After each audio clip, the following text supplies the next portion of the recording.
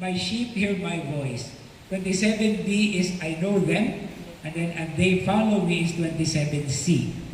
Now what is this beautiful thing about the second? I know them. This is an emphasis putting on the omniscience or the all-knowing character of Jesus. The omniscient God na nakahibalo siya sa tanan. No? This is a particular dimension related to the intimacy the shepherd has with his flock. Muna nga niingon si aning Pope Francis, no? The shepherd should smell his sheep. That is the intimacy that is actually described. Nganuman, ang maayong magbalantay sa karnero, magkuyog na gyud sa mga karnero. Matulog uban nila o sa ahay, labang-labangan pagaling na siya. That's why in the other Good Shepherd speech of Jesus, niingon siya nga, I am the gate of the sheepfold. Kaya nga naman, anak mo agi niya, labay-labayan mo na siya. Kunya ang mga karnero sad, close kayo niya, kaya nga naman, naaman siya paagi nga mainganyo ang mga karnero. Kailangan siya dalang flute, no? To relieve the stress of the sheep.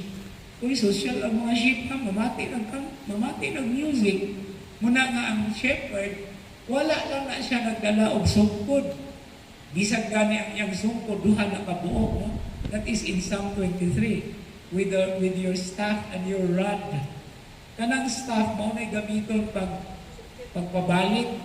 Kanang rod mo na gamiton labay sa mga puntra, no?